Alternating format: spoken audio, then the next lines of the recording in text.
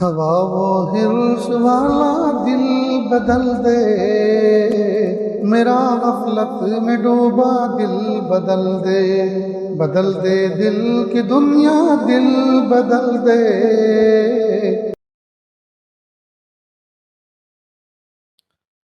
کیا پوچھ رہے ہیں؟ قبر میں 5 سوال، قبر میں 3 سوال اور میدان محشر میں 5 سوال، کل ٹوٹل 8 سوال آئیں گے اور 8 کرنے ہیں، کوئی چھٹکارا نہیں ہے اس میں۔ جیسے رہتا ہے نا ایگزام پیپر میں کہ 5 کوشچن ہے تو 3 کرنا ہے، 2 نہیں کریں گے تو بھی چلے گا، کوئی بھی کر لیں۔ چچا پوچھ رہے ہیں قبر میں 3 سوال کون سے ہیں اور میدان محشر میں 5 سوال کون سے ہیں؟ تو دیکھو بھائی، پیپر آؤٹ ہو چکا ہے، اس کی تیاری کرنے کے لیے اللہ پاک نے یہ مہینہ دیا ہے، اور پہلا سوال قبر میں ہوگا من ربک، تمہارا رب کون ہے، کس کی بندگی کرتے تھے، کس کی پرستش کرتے تھے؟ تو جو مومن ہوں گے وہ کہیں گے ربی اللہ، میرا رب اللہ ہے۔ قبر میں جاتے ہی زبان چینج ہو جائے گی، عربی زبان ہو جائے گی، اور جنتیوں کی بھی جو زبان ہے وہ عربی ہوگی۔ سمجھ میں آئی بات؟ اس لیے عربی سیکھنا چاہیے تاکہ وہاں جواب دینے میں آسانی رہے۔ نہیں سیکھیں گے تو بھی آپ کی زبان عربی ہو جائے گی، خود بخود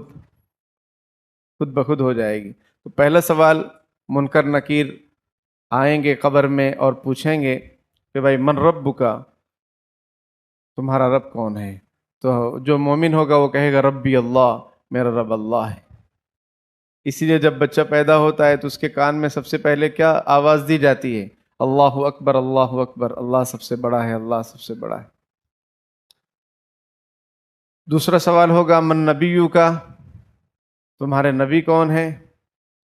تو جس نے نبی اکرم صلی اللہ علیہ وسلم سے محبت کی ہوگی، سنتوں پر چلے ہوں گے، سنتوں پر عمل کیے ہوں گے، سنتوں کو پھیلائے ہوں گے، تو وہ جواب دیں گے کہ بھائی ہمارے نبی حضرت محمد مصطفیٰ صلی اللہ علیہ وسلم ہے۔ بعض روایتوں میں یہ ہے کہ آپ صلی اللہ علیہ وسلم کا چہرہ دکھلایا جائے گا اور پوچھا جائے گا ما تقول فی ھذا الرجل، ان کے بارے میں تمہارا کیا خیال ہے؟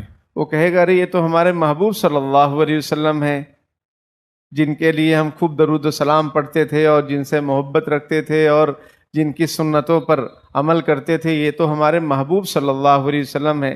شاعر کہتا ہے کہ مجھے قبر میں کوئی ڈر نہیں ہے، کیونکہ قبر میں آپ صلی اللہ علیہ وسلم کی زیارت ہونے والی ہے۔ کتنا اچھا شعر اس نے کہا، سمجھ میں آئی بات؟ تیسرا سوال ہوگا ما دینو کا، تمہارا دین کیا ہے، دھرم کیا ہے، مذہب کیا ہے؟ تو آدمی کہے گا دینی اسلام، میرا دین اسلام ہے۔ فرشتے کہیں گے تم نے صحیح کہا، اب دلہن کی طرح سو جاؤ، اب تم کو کوئی اٹھائے گا نہیں۔ چنانچہ قبر کو جنت کا باغیچہ بنا دیا جاتا ہے اور مومن میٹھی نیند سو جاتا ہے۔ حضرت مولانا پیر ذوالفقار نقشبندی رحمۃ اللہ علیہ بہت پیارا جملہ فرماتے تھے کہ دنیا میں کام، قبر میں آرام اور جنت میں عیش۔ سمجھ رہے ہیں؟ تو پھر مومن کے لیے قبر میں آرام، اور اگر مومن نہیں ہوگا، غیر مسلم ہوگا، کافر مشرک ہوگا، یا پھر شریعت سنت کے مطابق زندگی نہیں گزری ہوگی، تو پھر پریشانی آئے گی۔ آدمی سے پوچھا جائے گا تمہارا رب کون ہے؟ من رب کا، جو ایمان والا نہیں ہوگا کہے گا ہا لا ادری، ہائے افسوس، ہائے افسوس، مجھے معلوم نہیں۔ اس سے پوچھا جائے گا کہ تمہارے نبی کون، یا ان کے بارے میں آپ صلی اللہ علیہ وسلم کا چہرہ انور دکھلایا جائے گا، وہ نہیں پہچان پائے گا، کیونکہ اس نے نہ حضور کو مانا نہ حضور کی مانی۔ پھر پوچھا جائے گا تمہارا دین کیا ہے؟ وہ کہے گا ہا لا ادری، ہائے افسوس، ہائے افسوس، مجھے معلوم نہیں۔ میدان محشر میں نبی اکرم صلی اللہ علیہ وسلم، پھر قبر کو، جو ایمان والا نہیں ہے، قبر کو اس کے لیے جہنم کا گڑھا بنا دیا جائے گا اور اس میں سانپ بچھو مسلط کر دیے جائیں گے، اور قیامت تک اس کو عذاب ہوتا رہے گا، اور مومن قیامت تک آرام سے سوتا رہے گا۔ اس لیے شاعر کہتا ہے، اور رمضان المبارک کا مہینہ ہے، یہ شعر بڑا موقع کا ہے کہ جاگنا ہے جاگ لے افلاک کے سائے تلے، حشر تک سوتا رہے گا خاک کے سائے تلے۔ جاگنا ہے جاگ لے، افلاک یعنی آسمان کے نیچے جتنا جاگنا ہے جاگ لو، پھر حشر تک سوتے ہی رہو گے. کہاں؟ قبر میں، خاک کے سائے تلے. پھر میدان محشر میں 5 سوال ہوں گے. آپ صلی اللہ علیہ وسلم فرماتے ابن آدم کے پیر اٹھ نہیں سکتے، حرکت نہیں کر سکتے جب تک کہ وہ 5 سوالوں کے جواب نہ دے دے. ہر کوئی آدمی، عورت. پہلا سوال، ہم نے تم کو زندگی دی، تم نے کیا کیا؟ دوسرا سوال، ہم نے تم کو جوانی دی، تم نے کیا کیا؟ زندگی کے اندر تو جوانی بھی آ جاتی ہے، لیکن جوانی کا اسپیشل سوال کیوں؟ اس لیے کہ جوانی بہت قیمتی ہے. جوانی بہت قیمتی ہے. جوان جو چاہے کر لیں، معاشرے میں انقلاب بھی برپا کر سکتے ہیں اور معاشرے کو ذلیل اور رسوا بھی کر سکتے ہیں اگر نوجوان ٹھان لیں تو. نوجوان ٹھان لیں کہ بھئی ہمیں نمازوں کی پابندی کرنی ہے، ہمیں اپنے مسجد کی دیکھ ریکھ کرنی ہے، صفائی ستھرائی کرنی ہے، اپنے محلے کی دیکھ ریکھ کرنی ہے. سمجھ میں آئی بات؟ کوئی بھی بچہ ایسا نہ ہو کہ جس کو جو علم سے محروم رہ جائے، یعنی جو اسکول نہیں جا رہا ہے، مدرسہ نہیں جا رہا ہے. نوجوان اگر ٹھان لیں، ٹیم بنا لیں اور علماء اکرام کی ماتحتی میں کام کریں. ہم تو کام کرنا چاہتے ہیں، ہم کو افراد نہیں مل رہے، آپ سپورٹ کرو، ہم کام کرنے کے لیے تیار ہیں. پورے شہر میں کام ہوگا انشاءاللہ، لیکن ساتھ چاہیے. تو نوجوان اگر چاہ لیں تو پھر پورے جو ہے معاشرے میں انقلاب برپا ہو سکتا. اور نوجوان اگر بگڑ جائیں، سب نیچے منڈی کر لیں موبائل میں. سمجھ میں آئی بات؟ 2 لوگ بیٹھے ہیں، دونوں اپنی اپنی دنیا میں. 10 لوگ بیٹھے، 10 اپنی اپنی دنیا میں. تو کیا انقلاب برپا ہوگا معاشرے میں؟ تو نوجوانی کے بارے میں سوال ہوگا کہ ہم نے تم کو جوانی دی، تم نے کیا کیا؟ تیسرا سوال ہوگا مال کہاں سے کمائے؟ 1 نمبر کہ 2 نمبر؟ پھر چوتھا سوال ہوگا مال کہاں خرچہ کیے؟ ہلدی کھانا، منڈپ کھانا، پٹاخے، بڈے، بڈھے سب شامل ہیں. یعنی دادا کا بھی بڈے ہو رہا ہے شان سے، اور نانا کا بھی بڈے ہو رہا ہے شان سے. سمجھ میں آئی بات؟ تو مال کہاں سے کمائے؟ تیسرا سوال. نمبر چوتھا سوال، کہاں خرچہ کیے؟ حلال جگہ پر خرچ کیے کہ بس حرام فضول خرچی، انجوائے؟ اور 5واں سوال، اپنے علم پر کیا عمل کیے؟ کہ صرف بیان ہی کرتے رہے، لوگوں کو ہی سمجھاتے رہے، خود بھی عمل کیے؟ یا صرف بیان سنتے رہے اور بڑے بڑے مولانا کو لاتے رہے شہر میں، بیان سن رہے ہیں؟ بھائی عمل سے زندگی بنتی ہے، جنت بھی جہنم بھی. ایک خاکی اپنی فطرت میں نہ نوری ہے نہ ناری ہے. 5 سوال یہ ہونے ہیں قبر میدان محشر میں ہر ایک سے. اللہ تعالیٰ اس کی بھرپور تیاری کرنے کی ہمیں توفیق عطا فرمائے. اور بھائی کوئی سوال سمجھ؟ جی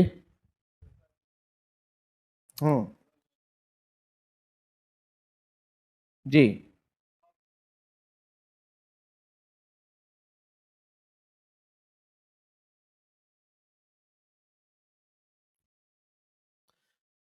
اگر انسان کا دماغ کام نہیں کر رہا ہے تو شریعت کا مکلف نہیں، اگر دماغ کام کر رہا ہے تو شریعت کا مکلف ہے. سوال، پہلی عید پر مرحوم کے گھر تعزیت کرنے جانا کیسا ہے؟ اور کچھ لوگ پہلی عید پر نئے کپڑے وغیرہ نہیں سلاتے، یعنی انتقال کے بعد جو عید آتی ہے اس کو پہلی عید کہتے ہیں. تو اس سلسلے میں ہم نے ایک اچھا مضمون لکھا ہے اپنی کتاب ضیاء قلم میں، انشاءاللہ وہ دوبارہ چھپ کر آئے گی تو آپ کے سامنے آئے گی. اس میں ہم نے ذکر کیا ہے اپنے والدہ مرحومہ کے مضمون کے اندر کہ رسم پہلی عید، رسم پہلی عید، یعنی پہلی عید آ رہی ہے، مرحوم کا انتقال ہوا 10 مہینے ہو گئے، اب پہلی عید جو آ رہی ہے تو اس میں نئے کپڑے نہیں پہنے جائیں گے کیونکہ یہ پہلی عید ہے. یہ ناجائز ہے. سوگ اور غم 3 دن بس، اس کے بعد نہیں. وہ بھی میں نے ایک کتاب میں پڑھا مردوں کو تو کچھ سوگ غم ہے ہی نہیں، عورتوں کے لیے سوگ وغیرہ ہے کہ وہ زیب و زینت اختیار نہ کریں 3 دن.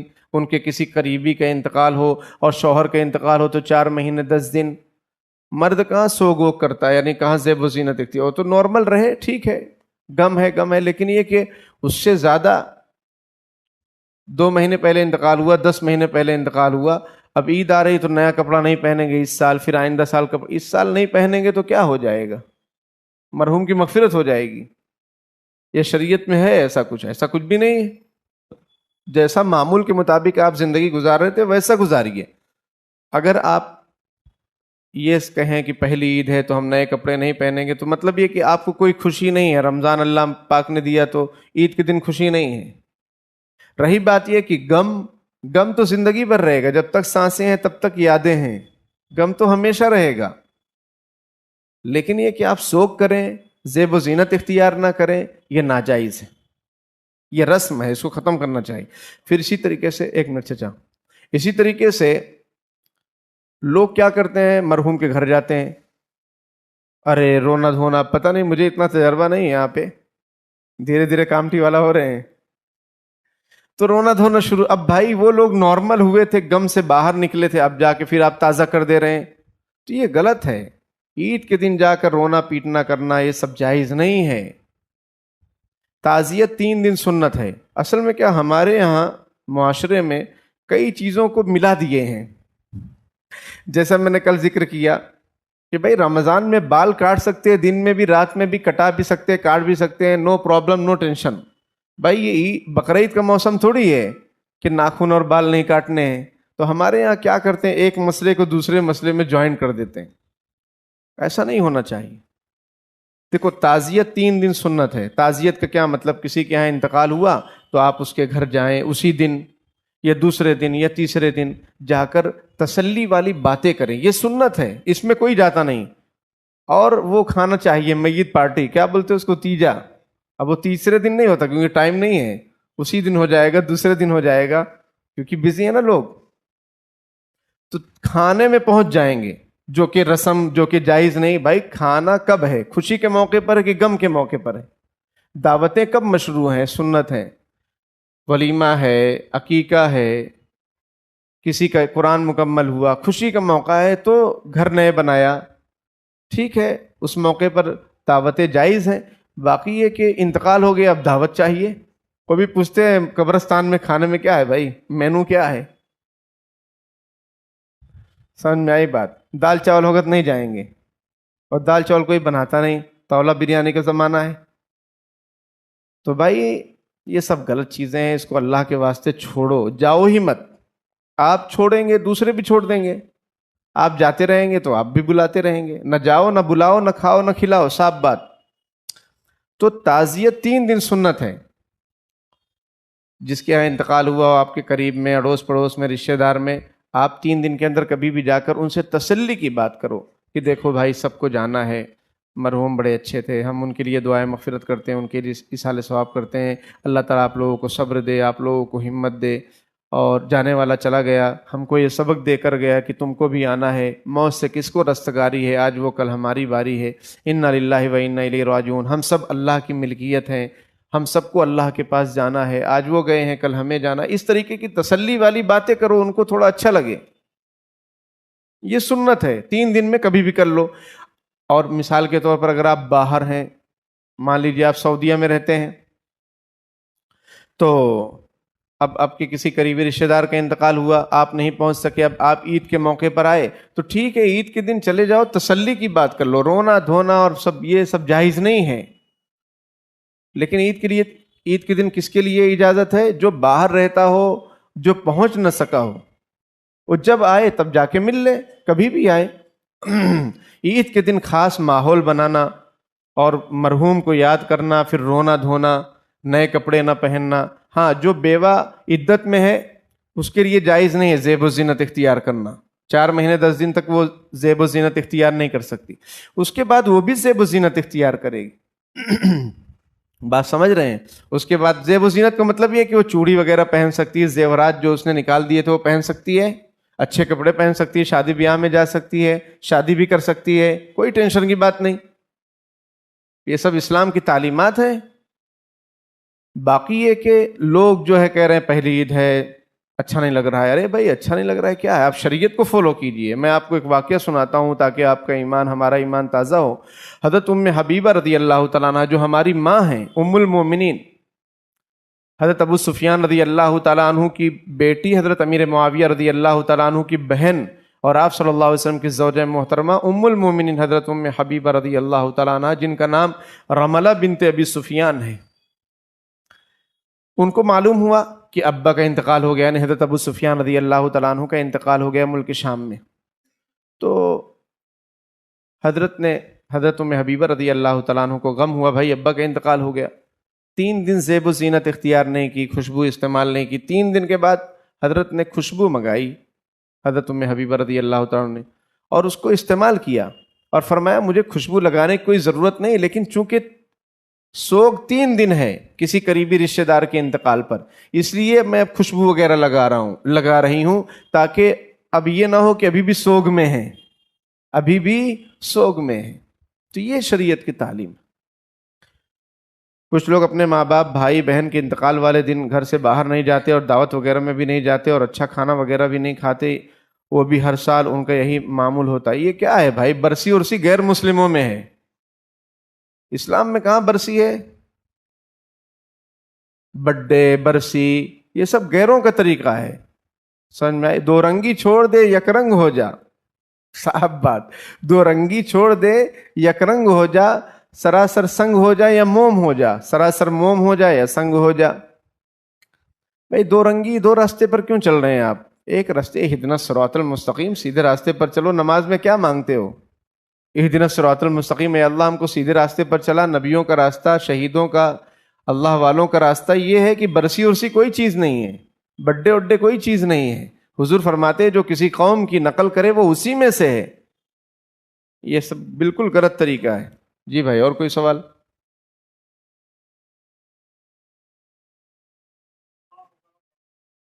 ایصال ثواب کی ڈیٹیلز کل میں نے تفصیل سے سمجھائی ہے۔ بالکل ایصال ثواب میں قرآن پڑھ سکتے ہیں، نفل نماز پڑھ سکتے ہیں، تسبیحات پڑھ سکتے ہیں، ان کے نام سے صدقہ خیرات کر سکتے ہیں، بالکل کر سکتے ہیں۔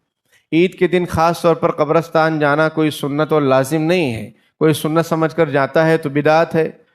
سمجھ میں آئی بات؟ بعد میں بھی جا سکتے ہیں، کوئی لازم ضروری نہیں کہ عید کے ہی دن جائیں، کبھی بھی جا سکتے ہیں۔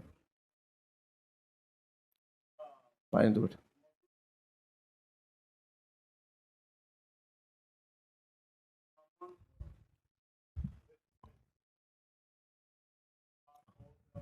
ان کے نام سے ایصال ثواب کے لیے، ایصال ثواب کے لیے نا، مرحوم کی طرف سے۔ چچا پوچھ رہے ہیں کہ رمضان میں مرحوم کی طرف سے افطاری بھیجی جا سکتی ہے؟ بالکل بھیجی جا سکتی، لیکن غریب غربا کو۔ مرحوم کی طرف سے جو کھانا ہوتا ہے وہ غریب مستحق کے زکوٰۃ جو ہیں ان کو کھلانا چاہیے، پھر اس کا ثواب مرحوم کو بخش دینا چاہیے۔ یہ نہیں خود کھا رہے ہیں، رشتہ داروں کو، مالداروں کو کھلا رہے ہیں تو وہ پھر جو ہے ہدیہ ہے، وہ ایصال ثواب مناسب نہیں ہے۔ جی بھائی، اور کوئی سوال؟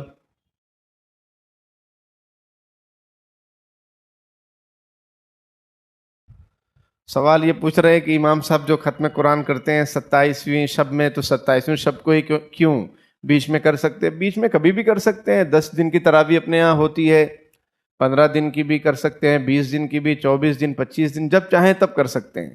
دیکھیے یہ پورے رمضان تراویح پڑھنا ایک الگ سنت ہے، اور تراویح میں ایک قرآن کو ختم کرنا ایک الگ سنت ہے، وہ چاہے جب کر لیں۔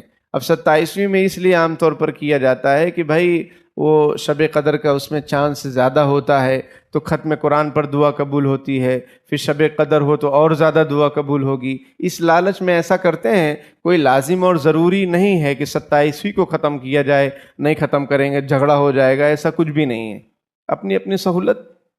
اور بھائی کوئی سوال؟ جی، ختم قرآن کے موقع پر شیرینی،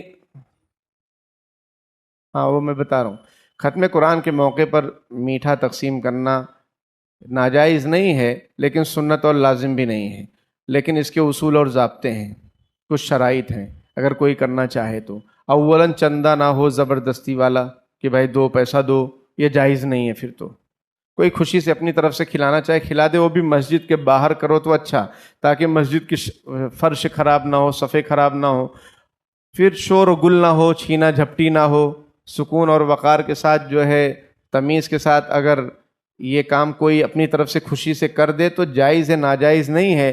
ناجائز کیا ہے؟ زبردستی چندہ، مسجد کی بے حرمتی، شور و گل، ہلڑ بازی، یہ سب جائز نہیں ہے۔ جی،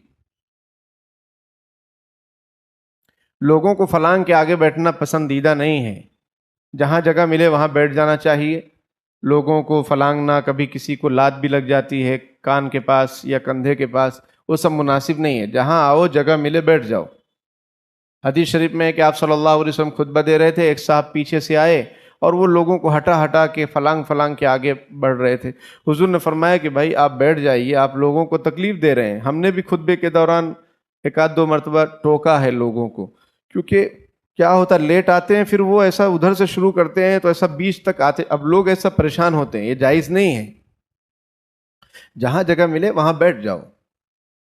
یہ اپنے دل میں بسا لیجئے، ایک بات گرہ باندھ لیجئے دل کے اندر کہ ہماری ذات سے، ہماری بات سے، ہمارے کسی عمل سے کسی کو تکلیف نہ پہنچے. یہ سچی مسلمانی ہے. نبی اکرم صلی اللہ علیہ وسلم فرماتے المسلم من سلم المسلمون من لسانی ویدی، سچا پکا مسلمان وہ ہے جس کے ہاتھ اور زبان سے کسی کو تکلیف نہ پہنچے.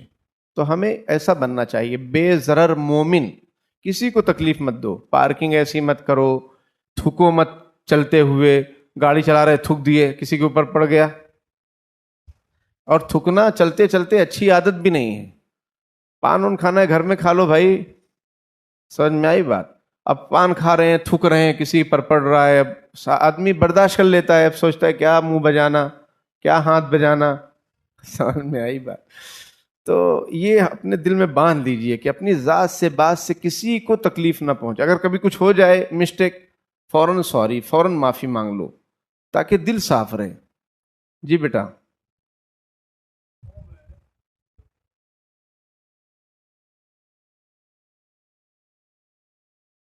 جی بالکل.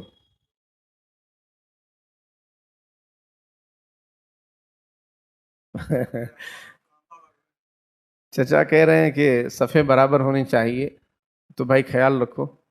جی بیٹا.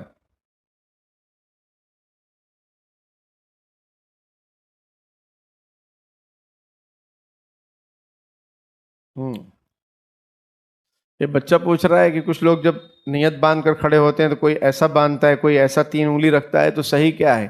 تو صحیح طریقہ یہ ہے کہ آپ 2 انگلیوں سے، چھوٹی انگلی اور انگوٹھے سے اس کو ایسا ہلکا بنا کے اس کو پکڑ لیں اور 3 انگلیاں ایسا بچھا لیں، اس طریقے سے جیسا دکھ رہا ہے.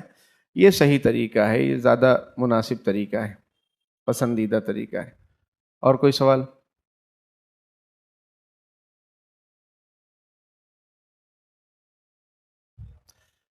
اچھا سوال ہے. پوچھتے ہیں کہ قرآن شریف جو ہے دل میں پڑھنا ہے یا ہونٹ ہلا کر پڑھنا ہے؟ بھائی قرآن شریف زبان سے پڑھنا ہے. دل میں کام نہیں چلے گا. آپ کا نکاح ہو رہا ہے، آپ سے پوچھا جائے قبول کیا، آپ نے دل میں کہیں قبول کیا، تو قبول ہوگا کیا؟ وہ تو زور سے بولنا پڑتا ہے، کہیں کہیں 3 بار بھی بولنا پڑتا ہے. سمجھ میں آئی بات؟ تو بولنے سے کام ہوتا ہے. اسی طرح قرآن شریف کب مانا جائے گا، آپ کی تلاوت کب مانی جائے گی؟ جب آپ اس کو پڑھیں زبان سے. صرف آنکھوں سے دیکھ رہے ہیں تو دیکھنے کا ثواب ملے گا، پڑھنے کا ثواب نہیں ملے گا. آنکھوں سے پڑھ رہے ہیں تو اس سے صرف دیکھنے کا ثواب ملے گا، پڑھنے کا تحقق. اور پڑھنا کسے بولتے ہیں؟ جب آپ زبان سے تلفظ کے ساتھ پڑھیں، چاہے نماز ہو چاہے باہر ہو. کچھ لوگ ایسا قرآن لیتے ہیں اور ہونٹ ان کے بند رہتے ہیں اور پڑھتے رہتے ہیں، صرف دیکھنے کا ثواب مل رہا ہے. پڑھنے کا ثواب جب آپ زبان سے پڑھیں گے، تلفظ کے ساتھ پڑھیں گے، صحیح طریقے سے پڑھیں گے تو ثواب ملے گا، نماز میں بھی باہر بھی. اور نماز میں تو ضروری ہے، ورنہ نماز بھی نہیں ہوگی. اور بھائی کوئی سوال؟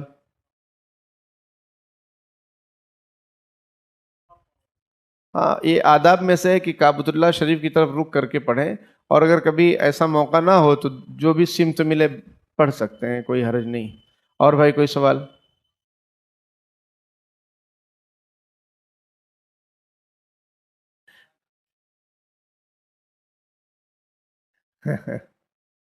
یہ پوچھتے ہیں کہ اگر بہت بڑی عمر کی ہو گئی ہیں، اب ان کو کچھ جمتا نہیں ہے پڑھنا، پڑھے بھی نہیں ہیں، تو کیا وہ انگلی پھرا سکتے ہیں کہ حق ہے، صحیح ہے، یعنی قرآن کے اوپر سے؟ تو بزم شیخ الاسلام ایک رسالہ نکلتا ہے. اب نکلتا ہے کہ نہیں، میں نے اس میں ایک واقعہ پڑھا تھا سن 2002 میں. اس میں یہ واقعہ لکھا تھا کہ قصہ مختصر یہ کہ ایک خاتون تھیں، وہ جو ہے خاتون تھی یا مرد تھے بوڑھے میاں، ان کو قرآن آتا نہیں تھا، لیکن روزانہ قرآن کھول کے یہ کہتے تھے سچ کہا ہے، سچ کہا ہے، سچ کہا ہے. جب ان کا انتقال ہوا تو ان کی قبر پھولوں سے بھر گئی. تو پوچھا کہ عمل کیا تھا، تو پتہ چلا کہ یہی عمل تھا اور تو کوئی عمل تھا نہیں. تو ہم نے اپنی دادی کو بھی بتایا تھا یہ عمل، کیونکہ وہ دادی بھی ہماری پڑھی نہیں تھی، اللہ تعالیٰ ان کی بال بال مغفرت فرمائے، اور بہت تسبیح ہر وقت پڑھتی رہتی تھی، اب قرآن شریف نہیں پڑھی تھی۔ تو ہم نے کہا کہ آپ بھی ایسا کہا کرو، تو ہماری دادی نے بھی کئی قرآن ختم کیے کہ بھائی سچ کہا ہے، صحیح کہا ہے۔ تو بھائی یہ عمل اللہ کو پسند آ گیا تو ٹھیک ہے، ورنہ تو سیکھنا ضروری ہے۔ مسئلہ تو یہ ہے کہ بھائی سیکھنا ہے۔ اب اس وقت تو ہم تو اردو پڑھتے تھے، اردو یعنی مدرسے میں پہلا سال تھا، تو کچھ مسئلے مسائل معلوم نہیں تھے، ورنہ دادی کہتے کہ بھائی آپ بھی سیکھو، جیسا تیسا سیکھو، تکلیف ہوگی، مشقت ہوگی پڑھنے میں تو آپ کو ڈبل ثواب ملے گا۔ حدیث شریف میں کہ جو لوگ پڑھتے ہیں اور ان کو پڑھنے میں تکلیف ہوتی ہے، مشقت ہوتی ہے، ان کو دو ثواب، ایک پڑھنے کا ثواب، دوسرا مشقت کا ثواب، تکلیف کا ثواب۔ ہمارے بہت سارے لوگ جو ہے قرآن شریف اس لیے نہیں سیکھنے جاتے کسی عالم کے پاس، سوچتے بہت ٹینشن، بہت غلطی جائے گی۔ ارے کیا ہوا غلطی جائے گی تو؟ غلطی جائے گی تو کیا ہوا؟ اس میں آپ کو ڈبل ثواب مل رہا ہے نا۔ تو سیکھنا چاہیے، اور نہیں سیکھ پائے اور قرآن کو روزانہ دیکھتے رہے، محبت سے سچ کہا ہے، حق کہا ہے بھی چلتا رہا، سیکھتے بھی رہے، تو اللہ تعالیٰ معاف کر دے گا۔ پتہ نہیں اللہ کو کون سی ادا پسند آ جائے۔ رحمت حق بہانہ می جوید، بہانہ می جوید، اللہ کی رحمت بہانہ ڈھونڈتی ہے، بہت زیادہ نہیں ڈھونڈتی ہے۔ لیکن یہ کہ سیکھنا تو ضروری ہے، کمپلسری ہے ہر ایک پر۔ طلب العلم فریضۃ علی کل مسلم، ہر مسلمان مرد عورت پر، چاہے وہ بچے ہوں، بڑے ہوں، بوڑھے ہوں، علم حاصل کرنا فرض ہے۔ جی گاف اردو عربی میں نہیں ہے، عربی میں غین ہے۔ لڑکھڑا جائے تو اللہ میاں معاف کر دیں گے۔ ٹھیک ہے بھائی، اور کوئی سوال؟ ہاں،